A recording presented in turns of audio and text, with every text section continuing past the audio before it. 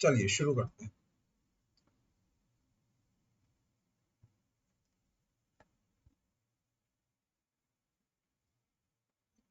तो आज हम पढ़ेंगे chemical properties of phenol.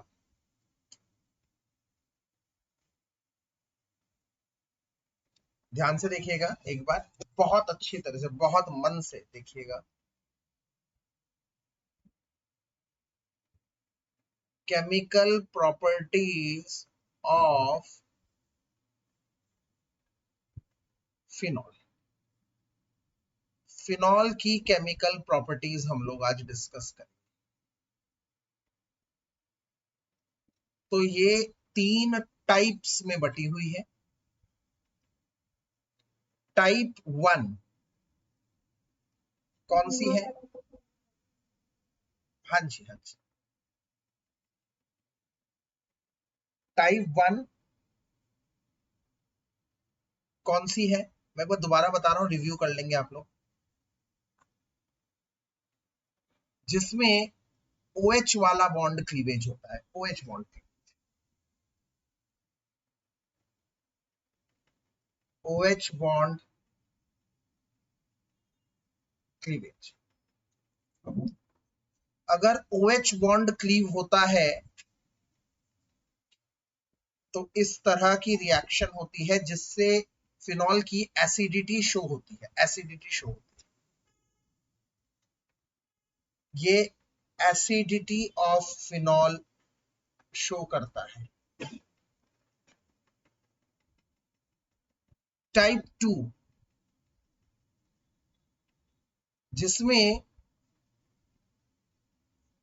Phenol as whole काम करे, मतलब पूरा का पूरा फिनॉल ग्रुप पार्टिसिपेट करेगा, मतलब OH ग्रुप और benzene group, hydroxy group plus benzene ring दोनों पार्टिसिपेट करेंगे। और टाइप 3 है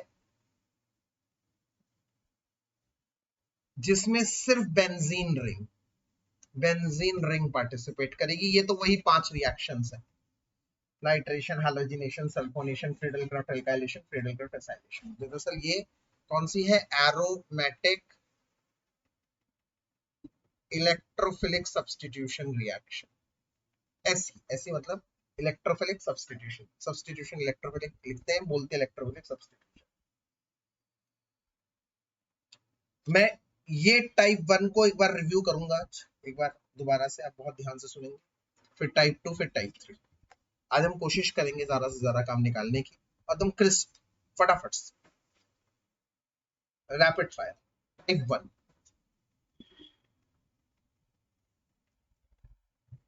तो जो बच्चे देख चुके हैं उनके लिए एक रिवीजन है, जो बच्चों ने नहीं देखा उनके लिए बहुत सतर्क रहिए।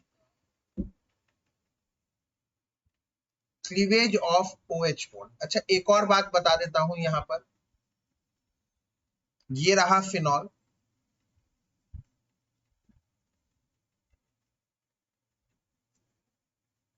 ये वाला बॉन्ड टूटता है, इसकी रिएक्शन पढ़ रहे हैं, ये वाला बॉन्ड नहीं टूटता, याद करिए, इसलिए हमने क्लीवेज ऑफ CO बॉन्ड यहां पर नहीं पढ़ते फिनॉल। ये बॉन्ड टूटता ही नहीं। ये बॉन्ड क्यों नहीं टूटता? 3 कारण आप लोगों को बता रखे हैं। इस बॉन्ड का लेस पोलर होना, इस बॉन्ड में पार्शियल डबल बॉन्ड होना, और सबसे बड़ी बात, अगर ये बॉन्ड टूट जाता है तो ये बनता है फिनाइल कार्बोकैटायन, जो कि बहुत ही अनस्टेबल है। इसीलिए फिनॉल में CO बॉन्ड का क्लीवेज नहीं होता। तो टाइप 1 से स्टार्ट करते हैं। टाइप 1 मतलब OH बॉन्ड क्लीवेज है। अब अगर OH बॉन्ड की क्लीवेज की बात हो रही है तो यहाँ पर फिनॉल की एसिडिटी की बात हो रही है। फिनॉल की एसिडिटी की बात हो रही है बच्चों, क्योंकि अगर फिनॉल ये वाला बॉन्ड देगा तो फिनॉल एसिड की तरह बिहेव कर रहा है। इसका मतलब फिनॉल एज एसिड। ठीक है, तो सबसे पहली बात इसमें ये रहा है फिनॉल, और फिनॉल H+ देने के बाद बनता है फिनॉक्साइड आयन। और सवाल ये है कि फिनॉल एक अच्छा एसिड है। फिनॉल अच्छा एसिड इसीलिए है, कोई भी एसिड अच्छा एसिड क्यों होगा? क्योंकि वो जल्दी H+ देता है। और फिनॉल H+ जल्दी यहाँ पर क्यों दे रहा है? पॉइंट इज दिस, एक बात, लाखों की एक बात बता रहा हूं। कोई एसिड क्यों अच्छा एसिड होगा? क्योंकि वो जो एसिड H+ देता है ना, H+ रिमूव करता है, H प्लस रिमूव करने के बाद वो बनता है उसी एसिड का कॉन्जुगेट बेस। एक कॉम्पिटिटिव स्किल बता रहा हूँ, टिप बता रहा हूँ ऑर्गेनिक की, बड़ी इंपॉर्टेंट, याद रखना कि कोई एसिड H प्लस देकर सदैव बनता है उसी एसिड का कॉन्जुगेट बेस। और ये कॉन्जुगेट बेस अगर स्टेबल है, रेजोनेंस के जरिए स्टेबल है, या आई इफेक्ट के जरिए स्टेबल है, तो अच्छा कॉन्जुगेट बेस है। स्टेबल कॉन्जुगेट बेस है तो उसका मतलब एसिड हुआ स्ट्रॉन्ग। बट अगर कोई H प्लस देखने के बाद कॉन्जुगेट बेस बना रहा है पर वो इतना ज्यादा स्टेबल नहीं है, तो H प्लस नहीं देगा भाई, वो एसिड नहीं है। जैसे अल्कोहल की बात, अल्कोहल H प्लस देने के बाद RO माइनस बनाते हैं, RO माइनस इसका कॉन्जुगेट बेस है। कॉन्सेप्ट को समझो बच्चे, कॉन्सेप्ट को समझो। This is your alcohol, H plus देने के बाद ये अल्कोहल का कॉन्जुगेट बेस बना, कॉन्जुगेट बेस का नाम है अल्कोक्साइड। ये हाईली अनस्टेबल है। क्यों अनस्टेबल है इसको भी समझो। O के पास नेगेटिव है और O से सीधे सीधे जुड़ा हुआ है R। अल्काइल ग्रुप दो चीजों की वजह से जाना जाता है, एक अपने बल्कीनेस की वजह से, साइज बड़ा होने की वजह से, जिससे स्टेरिक हिंड्रेंस क्रिएट करता है अल्काइल ग्रुप, और दूसरा प्लस आई मतलब इलेक्ट्रॉन देने की वजह से। ये प्लस आई इफेक्ट करता है, इलेक्ट्रॉन देता है। तो अगर ये इलेक्ट्रॉन देगा तो ऑक्सीजन पे नेगेटिव चार्ज का मैग्नीट्यूड बढ़ेगा, इंक्रीज होगा। मतलब कोई भी चार्ज, चाहे नेगेटिव चार्ज हो चाहे पॉजिटिव चार्ज हो, चार्ज का बढ़ना मतलब अनस्टेबल। इसीलिए एल्कोक्साइड, ये एल्कोक्साइड जो कॉन्जुगेट बेस है ये है अनस्टेबल। रिएक्टिव, बहुत ज्यादा रिएक्टिव। तो इसका मतलब ये कॉन्जुगेट बेस अगर अनस्टेबल है तो एसिड हुआ वीक, तो इस तरह से आप लोग याद रख सकते हैं, तो अगर हुआ ये स्टेबल कॉन्जुगेट बेस तो एसिड हुआ स्ट्रॉन्ग। वहीं एक दूसरे पेन से लिख रहा हूं, अगर कॉन्जुगेट बेस हुआ अनस्टेबल तो एसिड हुआ वीक। ये लाख टके की बात है, ये 1,00,000 रुपए की बात है, समझ। तो यहां पर हम लोग दो चीजों को कंपेयर कर रहे हैं। एक अल्कोहल को कंपेयर करता हूं मैं। अल्कोहल H प्लस देने के बाद बनते हैं RO माइनस, ये है एल्कोक्साइड। अनस्टेबल कॉन्जुगेट बेस, मैं जिसको CB बोलता हूं, अनस्टेबल कॉन्जुगेट बेस। अगर अनस्टेबल कॉन्जुगेट बेस है तो अल्कोहल हुआ वीक एसिड। और कैसे अनस्टेबल हुआ मैंने ये भी आप लोगों को समझाया। आप बस इतना ध्यान रखिएगा, H प्लस देने के बाद जो कॉन्जुगेट बेस बनता है उसपे जो भी चार्ज आ रहा है नेगेटिव, वो कम होना चाहिए। हर चीज जो न्यूट्रल है या न्यूट्रल की तरफ है, न्यूट्रल की तरफ मतलब जिसमें चार्ज की क्वांटिटी कम है वो स्टेबल है। अगर चार्ज की क्वांटिटी ज्यादा है वो अनस्टेबल है। यहां पर चार्ज की क्वांटिटी ज्यादा इसलिए है क्योंकि ये R इलेक्ट्रॉन दे रहा है O को, जिसकी वजह से O पे इलेक्ट्रॉन रिचनेस और बढ़ रही है, जिसकी वजह से O की नेगेटिविटी को बढ़ रहा है, इसलिए वो अनस्टेबल। वहीं पर अगर मैं फिनॉल की बात करता हूं तो फिनॉल में H प्लस देने के बाद ये O माइनस बन रहा है और ये H प्लस बन रहा है, ये फिनॉक्साइड आयन है। और फिनॉक्साइड आयन में रेजोनेंस स्टेबलाइजेशन है। रेजोनेंस स्टेबलाइजेशन मतलब ये नेगेटिव चार्ज बेंजीन पे जाएगा मतलब O से हट रहा है चार्ज। बच्चों समझो मेरी बात, यहां पर अल्कोहल के केस में O पे चार्ज आ रहा था, यहां पर ये नेगेटिव चार्ज बेंजीन पे जा रहा है, नेगेटिव चार्ज कम हो रहा है, बेंजीन पे जा रहा है। तो इसका मतलब रेजोनेंस स्टेबलाइजेशन मतलब स्टेबल कॉन्जुगेट बेस, इसका मतलब स्ट्रॉन्ग एसिड। ये केस है, ये तो एक एस्पेक्ट है, एक पहला मेरा पॉइंट है आज का। तो इसीलिए फिनॉल वाटर से स्टेबल है, वाटर से ज्यादा एसिडिक है। क्यों? क्योंकि वाटर का केस भी देखते हैं, HOH। HOH क्या बनता है H प्लस देने के बाद? OH minus. अब OH माइनस को देखते हैं ये कॉन्जुगेट बेस स्टेबल है या नहीं। तो OH में O के पास नेगेटिव चार्ज है।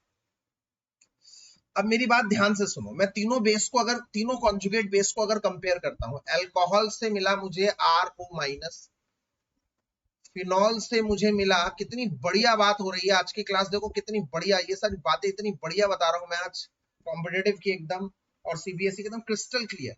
ये अल्कोहल के द्वारा दिया गया बेस कॉन्जुगेट बेस, ये फिनॉल के द्वारा दिया गया कॉन्जुगेट बेस, और वहीं पर मैं बात करता हूं वाटर देता है मुझे OH माइनस। इधर लिखो H उधर लिखो फर्क नहीं पड़ता, और OH माइनस लिखता हूं तो याद रखना माइनस कभी H के ऊपर नहीं होता, माइनस तो भैया O के ऊपर ही होता है। एक्चुअली में ये ऐसे होता है, तो काउंट करता है ऐसे, ठीक है। तो ध्यान रखना OH माइनस का मतलब नेगेटिव चार्ज ऑक्सीजन पे होता है। तो तीनों को अगर मैं कंपेयर करता हूं और देखता हूं कि किस पे O पे नेगेटिव चार्ज सबसे कम है, जिसपे O पे नेगेटिव चार्ज सबसे कम होगा वो हुआ सबसे स्टेबल कॉन्जुगेट बेस, और जिसका स्टेबल कॉन्जुगेट बेस होता है वो एसिड होता है स्ट्रॉन्ग। याद रखना, अभी बताया मैंने। तो मैं कहूंगा ये है मोस्ट स्टेबल। मोस्ट स्टेबल क्यों?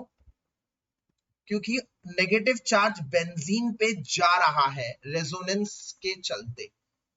Most stable. अब इधर और इधर कंपेयर हो रहा है, सर इन दोनों में जरा बताइए, तो कंफ्यूजन आ रहा है, क्या करें, क्या करें इन दोनों में? इन दोनों में क्या करें सर? तो जरा आप बहुत ध्यान से देखेंगे तो यहां पर R इलेक्ट्रॉन दे रहा है O को, और O को और ज्यादा नेगेटिव बना रहा है। यहां पर O पे नेगेटिव चार्ज है, बस O से जुड़ा हुआ हाइड्रोजन, और हाइड्रोजन इलेक्ट्रॉन दे नहीं पाता क्योंकि हाइड्रोजन के पास इलेक्ट्रॉन है ही नहीं बेचारे के पास, क्या ही देगा।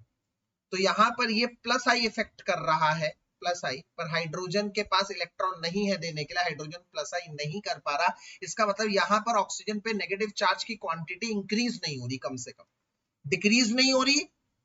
जैसे यहां पर इस केस में ऑक्सीजन पे नेगेटिव चार्ज डिक्रीज हो रहा है, रेजोनेंस के चलते जा रहा है नेगेटिव, यहां पर कम नहीं हो रहा OH में, बट बढ़ भी तो नहीं रहा, बढ़ रहा है यहां पर, बढ़ रहा है यहां पर। तो इसका मतलब ये हुआ सबसे ज्यादा अनस्टेबल। इसका मतलब अगर मैं स्टेबिलिटी की बात करूं तो सबसे ज्यादा स्टेबल ये, फिर उसके बाद ये वाला कॉन्जुगेट बेस वाटर का, उसके बाद ये वाला। तो इसका मतलब increasing stability of conjugate base, जितना कॉन्जुगेट बेस स्टेबल होगा उतना इंक्रीज एसिडिटी होगी, इंक्रीजिंग एसिडिटी। इसका मतलब सबसे ज्यादा एसिडिक हुआ फिनॉल, उसके बाद पानी का दिया गया OH माइनस, उसके बाद अल्कोहल का दिया गया RO माइनस। इस हिसाब से ये गेम चल रही है। वाटर और सबसे पीछे है एलिफेटिक अल्कोहल। एलिफेटिक मतलब ROH, नॉर्मल बिना बेंजीन वाला अल्कोहल। तो ये है एसिडिटी का ऑर्डर, ऑर्डर ऑफ एसिडिटी, ये रहा, ये है ऑर्डर ऑफ एसिडिटी, ठीक है। चलो एक बात करी मैंने, अब दूसरी बात, बड़ी नई बातें बता रहा हूं, ये मैं डेली क्लासेस में नहीं बताता, इसीलिए जिनका हो गया तो ये मत समझो कि सर हुई हुई चीज बता रहे हैं, नहीं बिल्कुल भी नहीं, एकदम नई बातें बता रहा हूं, फ्रेश। जैसे मैंने पहली बात आपको एसिडिटी समझाई in terms of conjugate base, जो जेई में बहुत काम आती है, आप लोगों के नीट में बहुत काम आती है, कॉम्पिटेटिव स्टडी में बहुत काम आती है, एसिडिटी ऑर्डर को जज करने के लिए। दूसरी फ्रेश एकदम नई बात मैं ये बता रहा हूं कि फिनॉल एसिडिक इसलिए माना जाता है क्योंकि वो H प्लस देने के बाद फिनॉक्साइड आयन बनता है। फिनॉक्साइड आयन रेजोनेंस स्टेबलाइजर, ये एक रेजोनेंस स्टेबलाइजेशन है इसमें। बट सबसे अच्छी बड़ी बात पता है क्या बेटा? फिनॉल ऑलरेडी रेजोनेंस स्टेबलाइज्ड है, मतलब इसमें भी रेजोनेंस स्टेबलाइजेशन है, मतलब फिनॉल H प्लस देने से पहले भी रेजोनेंस स्टेबलाइज है। ये भी रेजोनेंस में है, ये भी रेजोनेंस में है।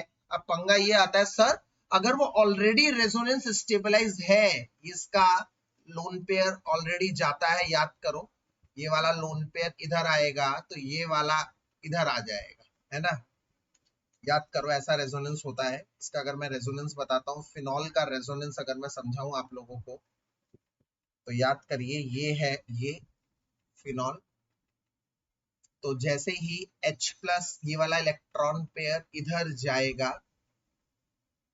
ये वाला इधर आ जाएगा। तो पहला रेजोनेटिंग स्ट्रक्चर बताऊंगा बस मैं, ये एज इट इज, ये as it is O H, O ने अपना इलेक्ट्रॉन पेयर दे दिया, याद करो, इसलिए उसके ऊपर आ गया प्लस, और यहाँ इलेक्ट्रॉन पेयर कार्बन पे आ गया, इसलिए कार्बन हुआ माइनस। ध्यान से एक बार दोबारा समझिए ये था फिनॉल, ये इसके पास का लोन पेयर, जैसे ही इलेक्ट्रॉन पेयर इधर आया, मतलब इधर से अब इधर आ चुका है, इधर डबल बॉन्ड बन चुका है, तो यहाँ एक प्लस चार्ज आ चुका है। ये जैसे एक नया बॉन्ड आया, एक पुराना बॉन्ड यहाँ चला गया, यहाँ चला गया, दोनों इलेक्ट्रॉन यहाँ चले गए, ये बन गया माइनस। ये फिनॉल का पहला रेजोनेटिंग स्ट्रक्चर। इसके बाद ये चलता रहेगा, ये बॉन्ड आगे जाएगा, ये वाला बॉन्ड इधर शिफ्ट हो जाएगा, एंड सो एंड सो। इसका मतलब फिनॉल में ऑलरेडी रेजोनेंस स्टेबलाइजेशन है। अब एक बार फिनॉक्साइड आयन का जलवा देखते हैं।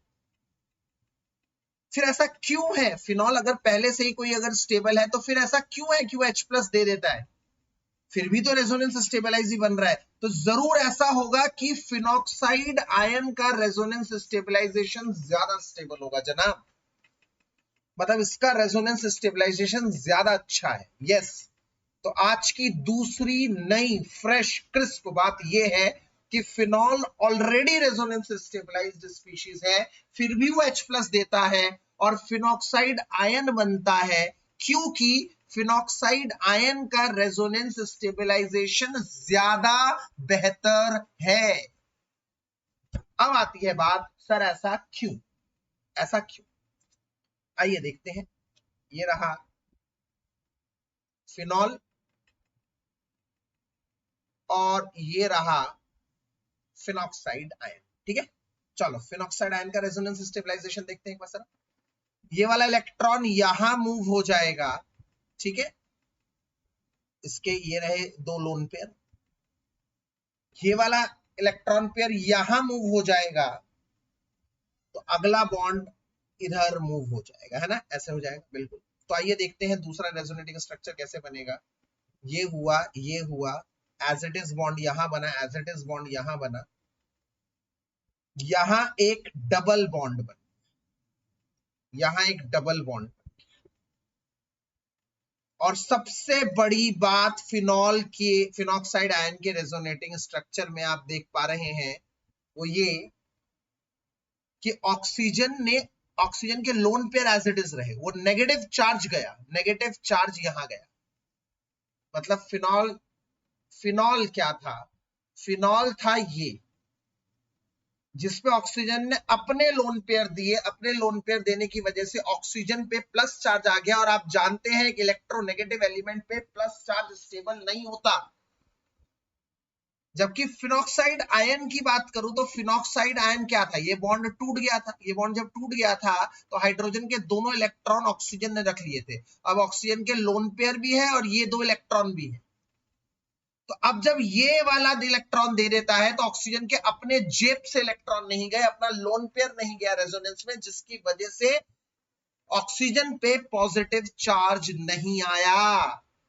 इसका मतलब जनाब जो फिनॉल का रेजोनेटिंग स्ट्रक्चर है ना, ये बहुत स्टेबल नहीं है। द RS, एक बार बोल रहा हूं, RS का मतलब होता है resonating structures of phenol is not that stable, is not that stable as, क्योंकि पहला point A, oxygen being an electronegative element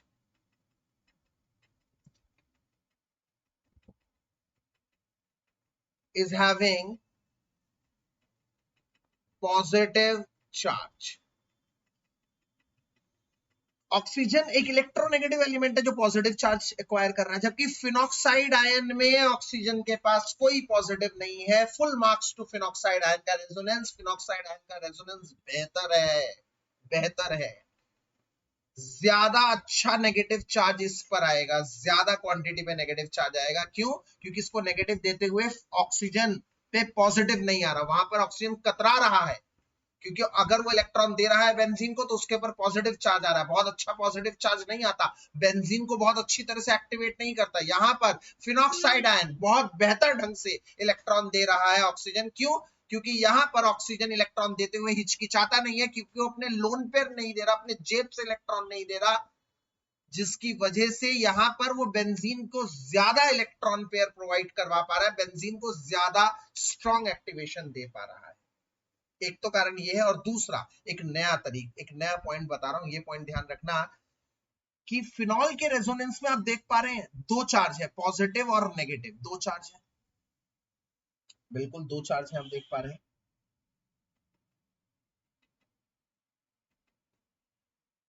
दो चार्ज है, और ये चार्ज दूर दूर जाएंगे। क्यों?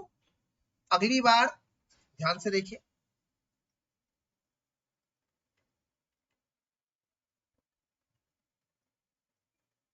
ये ऑक्सीजन अपना लोन पेयर दिया, कितनी बार समझाया आज इसका रेजोनेटिंग, और ये इधर आ गया, ठीक है। अगली बार क्या हो जाएगा, ये वाला बॉन्ड इधर जाएगा, ये वाला बॉन्ड इधर शिफ्ट होगा, तो इसका मतलब यहां आ जाएगा डबल बॉन्ड, यहां आ जाएगा नेगेटिव। तो नेगेटिव पहले यहां था, यहां से यहां चला गया, इसका मतलब इस केस में नेगेटिव पॉजिटिव से और दूर चला गया, और दूर चला गया। पहले यहां पर था, एक्चुअली पॉजिटिव नेगेटिव अट्रैक्ट कर रहे हैं, ये पॉजिटिव ये था, और ये दूर जा रहा है। अब दूर जाना, पॉजिटिव नेगेटिव से दूर जाना, चार्ज जो है वो सेपरेट हो रहे हैं, गैप आ रहा है। पॉजिटिव नेगेटिव को करीब चाहता है, पास में चाहता है, दूर नहीं चाहता। इसका मतलब फिनॉल का रेजोनेंस एक और कारण की वजह से अनस्टेबल है, क्योंकि यहां पर पॉजिटिव और नेगेटिव के बीच में चार्ज का सेपरेशन है। इस टॉपिक का नाम ही चार्ज सेपरेशन है, इसे कहते हैं चार्ज सेपरेशन, जिसमें पॉजिटिव नेगेटिव से दूर जा रहा है।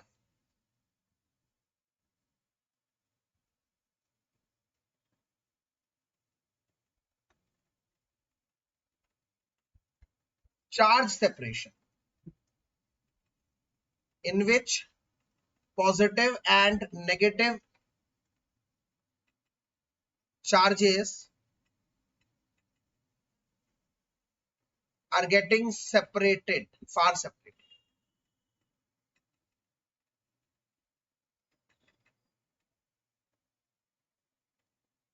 And destabilizes the whole RS resonating structure को destabilize कर रहा है, कम स्टेबलाइजेशन, ठीक है। यहां पर एक और चीज लिखकर आगे बढ़ूंगा, बस लास्ट चीज, hence RS of phenoxide ion is more stable than phenol. तो किसका आरएस ज्यादा स्टेबल है? फिनॉक्साइड आयन का। तो आज एक बड़ा रहस्य निकला, बड़े रहस्य पे हमने एक पर्दा उठाया कि फिनॉल H+ देने के बाद, कई बच्चे बोलते हैं फिनॉल, हम पूछते हैं बेटा फिनॉल एसिडिक क्यों है, वो बोलते हैं कि सर क्योंकि H+ देने के बाद फिनॉल बन जाते हैं फिनॉक्साइड आयन जो रेजोनेटिंग स्टेबलाइज्ड है। फिर मैं उनसे काउंटर क्वेश्चन पूछता हूं, अरे भैया H+ देने की जरूरत क्या है, वो तो H+ देने से पहले भी रेजोनेंस स्टेबलाइजेशन है, तो पहले से ही रेजोनेंस स्टेबलाइज्ड है, फिर वो H+ देने के बाद एक और रेजोनेंस स्टेबलाइज क्यों बनता है, ऐसा क्यों? And the point is very clear, ऐसा इसलिए करता है क्योंकि H+ देने के बाद जो रेजोनेटिंग बनता है, RS बनता है, वो ज्यादा स्टेबल होता है। इसका मतलब फिनॉक्साइड आयन का RS फिनॉल से ज्यादा स्टेबल है। इसके दो कारण हैं, क्योंकि फिनॉल के RS में ऑक्सीजन के ऊपर होता है पॉजिटिव चार्ज, एक इलेक्ट्रोनेगेटिव एलिमेंट पॉजिटिव चार्ज को नहीं कैरी अच्छी तरह से कर पाता है, और दूसरा इसमें चार्ज का सेपरेशन होता है, पॉजिटिव नेगेटिव दूर जा रहा है जो स्ट्रक्चर को और अनस्टेबलाइज करता है। इसका मतलब भैया फिनॉल में आरएस हो रहा है, रेजोनेंस हो रहा है, बट याद रखना फिनॉल का आरएस इतना अच्छा नहीं है, जिसकी वजह से फिनॉल देता है बेंजीन रिंग को, बट फिनॉक्साइड आयन का एक्टिवेशन ज्यादा है, फिनॉक्साइड आयन और ज्यादा देता है, और ज्यादा देता है। तो hence RS of phenoxide ion more stable than phenol. Also due to this phenoxide ion causes more activation at O/P, मतलब ortho and para of benzene ring. Benzene ring का ज्यादा स्टेबलाइजेशन करता है। ठीक है, अब दो बातें बताई। आज मेरी पहली क्रिस्प बात क्या थी, पहली नई बात हमने चर्चा करी फिनॉल की acidity on the basis of conjugate base. हमने देखा कि कैसे कोई एसिड अच्छा एसिड कहलाता है अगर वो H+ देने के बाद जो कॉन्जुगेट बेस बन रहा है उसका वो स्टेबल है। ये पहली बात चर्चा करी। और फिर हमने तीनों का, फिनॉल का, पानी का और एलिफेटिक अल्कोहल का। फिनॉल H+ देने के बाद कॉन्जुगेट एसिड बनाता है फिनॉक्साइड आयन, पानी बनाता है हाइड्रोक्साइड, अल्कोहल बनाता है अल्कोक्साइड, और इन तीनों में हमने स्टेबलाइजेशन की चर्चा करी और देखा on the basis of conjugate base कैसे फिनॉल ज्यादा एसिडिक निकला। इसके बाद हमने दूसरी आज की अच्छी बात जानी ये कि फिनॉल, लोग कहते हैं कि भैया फिनॉल ज्यादा एसिडिक इसलिए है क्योंकि वो H+ देने के बाद रेजोनेंस स्टेबलाइजेशन करता है। तो हमने इस बात का पूरी तरह से खंडन किया और ये देखा कि फिनॉल में खुद में रेजोनेंस था भाई। भैया फिनॉल में तो खुद का रेजोनेंस है, तो ऐसा क्यों है कि वो H+ देने के बाद वाला रेजोनेंस बचाता है। इसका भी हमने आंसर देखा, क्योंकि फिनॉल का रेजोनेंस बहुत अच्छा नहीं जाना जाता, फिनॉक्साइड आयन का रेजोनेंस जाना जाता है और इसकी वजह से फिनॉक्साइड आयन में ज्यादा एक्टिवेशन भी होता है बेंजीन में। दो बात। अब तीसरी बात, फिनॉल एसिडिक है सब जान गए, बिल्कुल। अगर तुमने इस फिनॉल के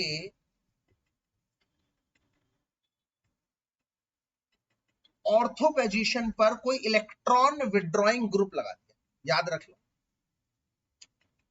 अगर तुमने बेंजीन रिंग पे कोई इलेक्ट्रॉन विड्रॉइंग ग्रुप लगा दिया ऑर्थो या पैरा पर, EWG like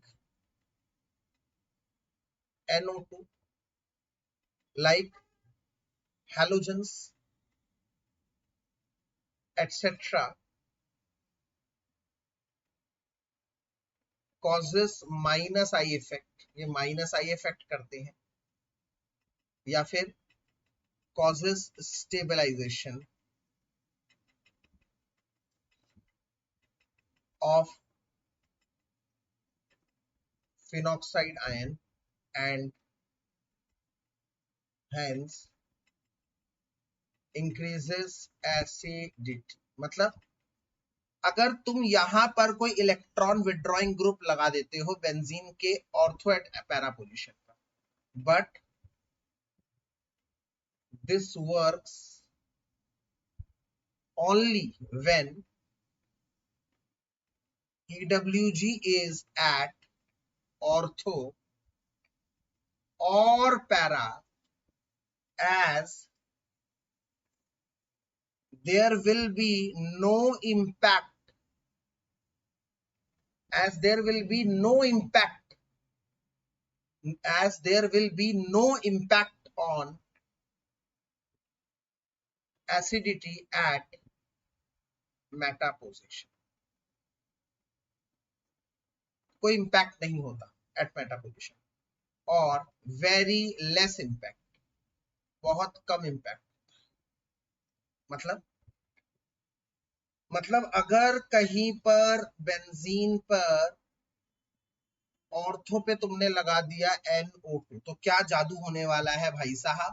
भाई साहब जादू ये होने वाला है कि NO2 इलेक्ट्रॉन को अपनी तरफ खींचेगा, इसकी वजह से O पे नेगेटिव चार्ज आ रहा है H+ जाने के बाद। तो अगर कोई खींचेगा तो इसका मतलब इस नेगेटिव को खींचने वाला बेंजीन तो था ही, नेगेटिव को और खींचने वाला NO2 भी आ गया स्ट्रांगली। इसका मतलब फिनॉक्साइड आयन का रेजोनेंस ज्यादा स्टेबल हो रहा है। इसका मतलब फिनॉल चाहेगा H+ जल्दी से दे दूं, क्योंकि H+ देने के बाद जो मैं फिनॉक्साइड आयन बनता हूं वैसे ही मैं स्टेबल हूं, नॉर्मली में मैं स्टेबल हूं फिनॉक्साइड आयन, नॉर्मली में मैं स्टेबल हूं, क्योंकि ये वाला नेगेटिव चार्ज बेंजीन को जाता है, बेंजीन खींचता है, बट इस बार बेंजीन में मैंने खींचने वाले ग्रुप को और इंट्रोड्यूस कर दिया। इसका मतलब जितनी खिंचावट होती है अब स्ट्रॉन्ग खिंचावट होगी, क्योंकि ऐसा एक ग्रुप एड ऑन हो गया, एड ऑन हो गया एक ग्रुप जो और खींचेगा। मतलब नॉर्मल बेंजीन रिंग तो उस नेगेटिव चार्ज को खींचता ही है, बट अगर मैंने एड ऑन कर दिया इसकी वजह से एसिडिटी बढ़ जाएगी, एसिडिटी बढ़ जाएगी।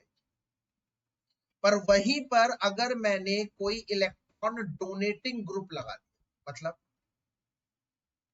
EDG जो इलेक्ट्रॉन देगा, इलेक्ट्रॉन देगा, तो याद करो मैंने क्या कहा था, ऑक्सीजन पे नेगेटिव चार्ज है, कोई देगा तो उसके नेगेटिव चार्ज को बढ़ा रहा है, अरे तौबा है तौबा, प्लस देने वाला मतलब नहीं नहीं नहीं, ये तो एसिडिटी को घटा रहा है। तो EDG like CH3, OCH3 etcetera डिस्टेबलाइजेस, ये दे रहे हैं और दे रहे हैं, बल्कि वहां पर क्या हो रहा था, स्ट्रांगली ले रहे हैं, डिस्टेबलाइजेस phenoxide ion and hence decreases the acidity, इसलिए एसिडिटी क्या होता है, डिक्रीज होता है। इसका मतलब अगर मेरे पास इधर OH है और इसके पास ये OCH3, इसका मतलब ये मिथॉक्सीफिनॉल है, 2-मिथॉक्सीफिनॉल है, और एक तरफ नॉर्मल फिनॉल है, तो दोनों में से कौन स्ट्रॉन्ग एसिड होगा? मैं कहूंगा भाई साहब जिसमें मिथॉक्सी ग्रुप है ना, मिथॉक्सी ग्रुप है इलेक्ट्रॉन डोनेटिंग, इलेक्ट्रॉन डोनेटिंग मतलब ये बेंजीन को इलेक्ट्रॉन दे रहा है, बेंजीन ऑक्सीजन को इलेक्ट्रॉन दे देगा। इसका मतलब अल्टीमेटली अगर ये बेंजीन को इलेक्ट्रॉन दे रहा है तो ऑक्सीजन भी इलेक्ट्रॉन देना चाहता है, ये भी इलेक्ट्रॉन देना चाहता है, तो बेंजीन को दो दो जगहों से इलेक्ट्रॉन मिल रहा है। तो यहां पर बेंजीन सुखी नहीं होगा, समझो मेरी बात, लॉजिक सोचो, लॉजिक। अगर OH बेंजीन को इलेक्ट्रॉन दे रहा है, बेंजीन नेगेटिव बन रहा है, OCH3 भी बेंजीन को दे रहा है, नेगेटिव बन रहा है, तो नेगेटिव नेगेटिव रिपेल करेगा, रिपेल करेगा। तो इसका मतलब OCH3 भी दे रहा है, OH भी दे रहा है, तो इससे बेंजीन स्टेबल नहीं, अनस्टेबल, डिस्टेबलाइजेशन हो रहा है, नेगेटिव नेगेटिव रिपेल करेगा, इसकी वजह से देना कम हो जाएगा और वो एसिड वीक बन जाएगा, और इसलिए फिनॉल ज्यादा एसिडिक। इसका मतलब अगर मैं कुछ कंपाउंड्स बनाऊं,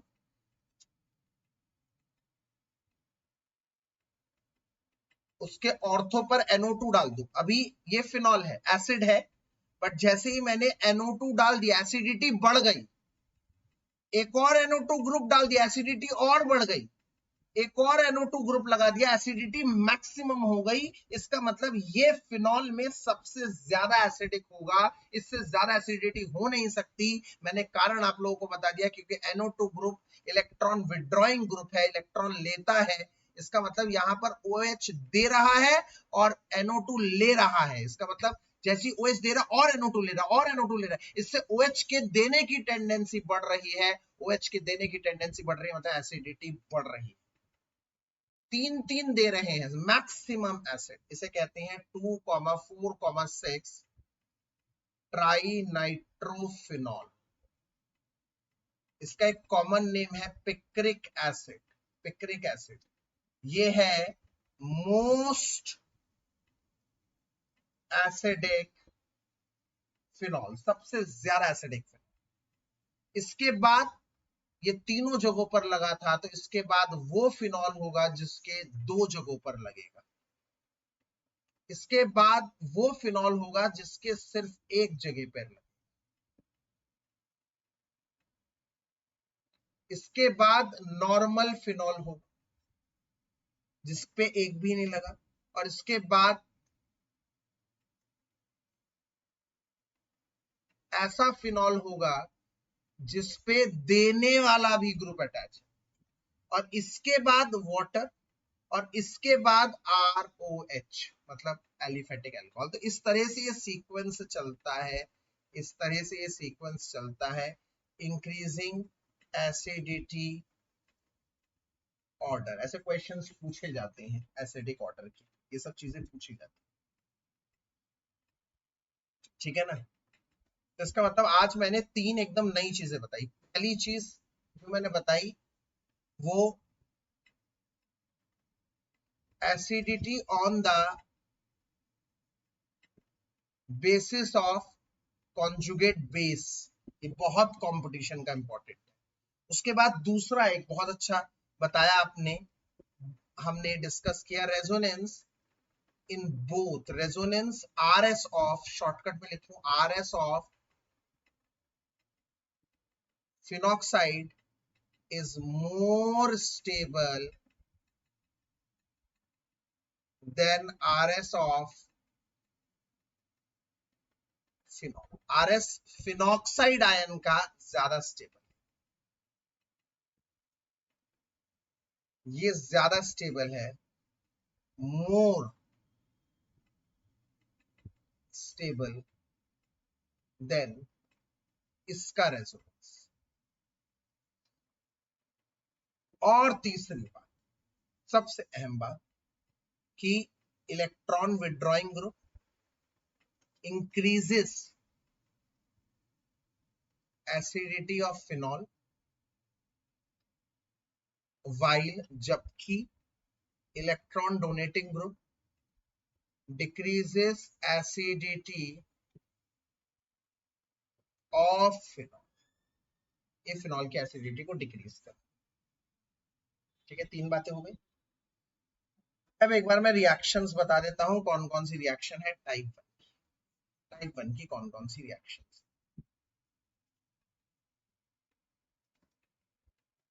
है ये बच्चा, टाइप 1 की कौन कौन सी रिएक्शन है, ये इजी है। Reaction which shows acidity of phenols, reaction which shows acidity of phenols, phenol की एसिडिटी शो करने वाली रिएक्शन। तो भैया पहले नंबर की रिएक्शन है रिएक्शन विद Na, सोडियम के साथ, सिंपल रिएक्शन है।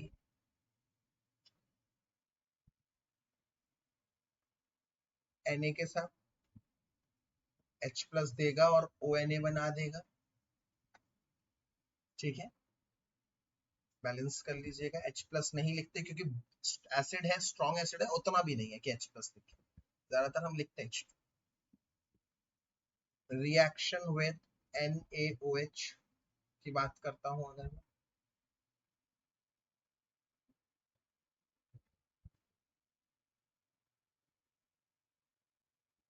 इसमें क्या होता है, ये H चला जाता है इस OH के साथ और बना देता है ONA प्लस H2O। तीसरा है reaction with FeCl, freshly prepared, एकदम फ्रेशली प्रिपेयर्ड FeCl3। क्यों? क्योंकि FeCl3 FeCl2 में कन्वर्ट हो जाता है अगर हम बहुत देर तक उसे बना के रखते हैं।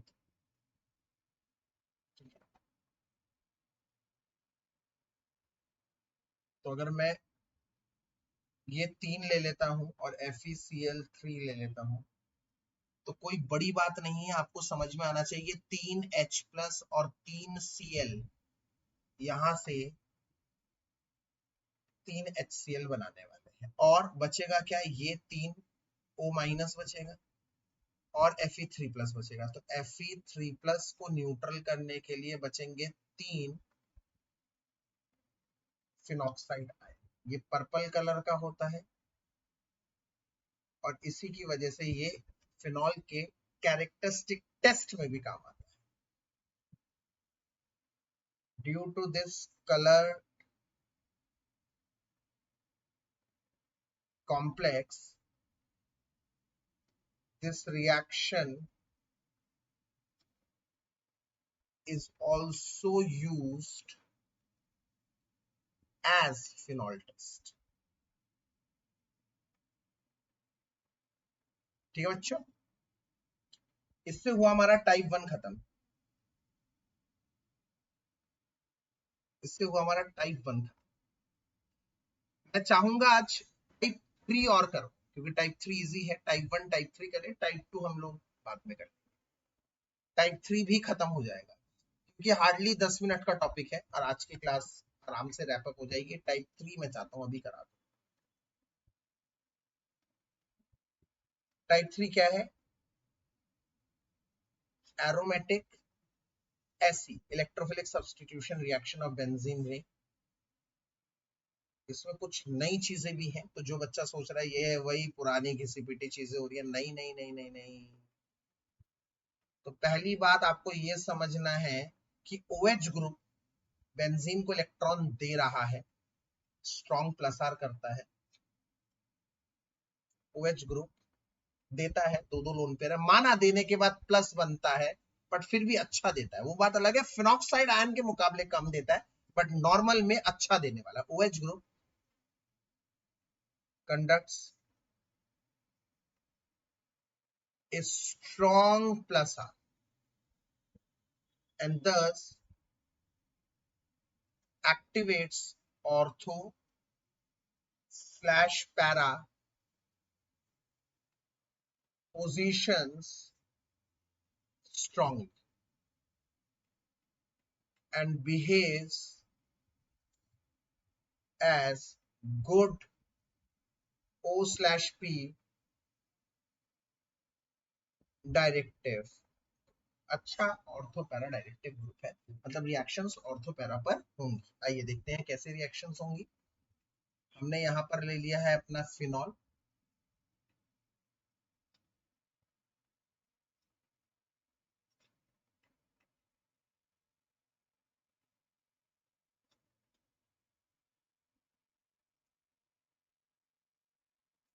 सबसे पहला रिएक्शन हैलोजिनेशन। अगर मैं Br2 डालता हूं एक लो पोलर सॉल्वेंट CS2 में, AlBr3 की जरूरत नहीं होती। क्यों नहीं होती? क्योंकि OH स्ट्रॉन्ग डायरेक्टिव है, अच्छा डायरेक्ट करता है, इसलिए इतना पोलराइजेशन की जरूरत नहीं होती। तो CS2 में डालने से क्या होगा? Br या तो ऑर्थो पे लगेगा या Br लगेगा पैरा पर। वहीं पर अगर तुमने यही हैलोजिनेशन परफॉर्म कर दी लाल सिंह चड्डा, ध्यान से सुनो,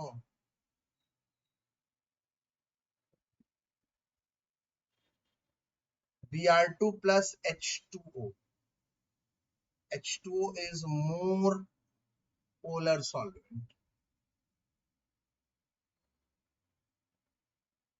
than CS2. तो क्या होगा? तो भैया होगा ये कि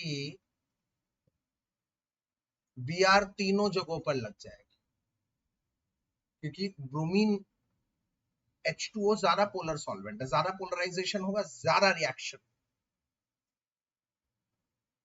और तीनों जगह लग जाएगा। डोनर तो है ही अच्छा OH,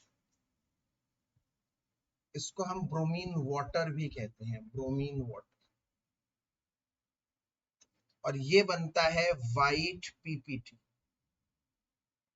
and also used as phenol distinguish test. Phenol को डिस्टिंग्विश करने में ये भी हेल्प आता है। इसका मतलब आप फिनॉल को डिस्टिंग्विश करने में ये वाला भी टेस्ट कर सकते हैं कि उसमें FeCl3 डाल दिया, पर्पल कलर आ गया, तो ये ला सकते हैं ब्रोमीन वाटर डाल दिया, व्हाइट प्रेसिपिटेट बन गया, ये भी कर सकते हैं। तीसरा, अगर मैं इसमें नाइट्रेशन कर दूं, नाइट्रेशन में भी ट्विस्ट है। अगर मैं HNO3 डाल दूं प्लस H2SO4 डाल दूं तो नॉर्मल होगा, जैसे हर बार होता है। एक बार ऑर्थो पर और एक बार पैरा। बट अगर मैं कर दूं कॉन्सेंट्रेटेड HNO3 ले लूं, तो भाई साहब HNO3 कॉन्सेंट्रेटेड लेने से क्या हो जाएगा, तीनों जगहों पर धमाल मच जाएगा और बन जाएगा पिक्रिक एसिड।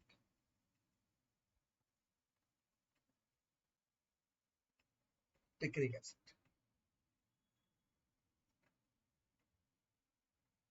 उसके बाद फिफ्थ सल्फोनेशन अगर मैं करूं, मतलब H2SO4 डाल दूं, तो कुछ नहीं हो, मतलब एक बार नॉर्मल जैसे हर बार होता था ना, एक बार ऑर्थो पे लग गया और एक बार पैरा पे लग गया, एक बार ऑर्थो पे एक बार नॉर्मल पैरा पे। इसके अलावा दो और रिएक्शन है। Sixth, Friedel Crafts alkylation, CH3Cl plus anhydrous AlCl3 अगर मैं डाल दूं, तो एक बार ऑर्थो पे लग जाएगा, एक बार पैरा। इसी तरह से अगर मैं फ्रिडल क्राफ्ट एसाइलेशन की बात करता हूं, एसाइलेशन या फिर एसिटाइलेशन एक ही बात है।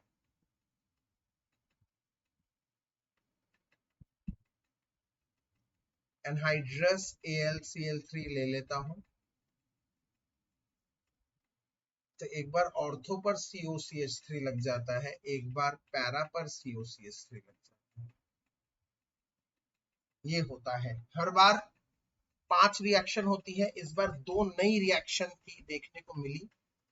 एक ये वाली रिएक्शन हमें देखने को मिली नई, कि तीनों जगहों पर लग जाता है अगर मैं ब्रोमीन वाटर ले लेता हूँ, और एक जगह ये भी हमें देखने को मिली अगर मैं कॉन्सेंट्रेटेड HNO3 ले लेता हूँ तो 3 जगहों पे लग जाता है। ये दोनों रिएक्शन नई।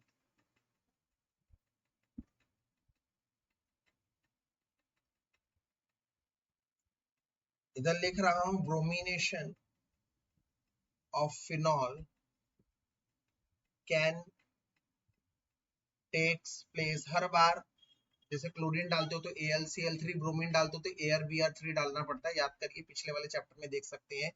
Can takes place even in the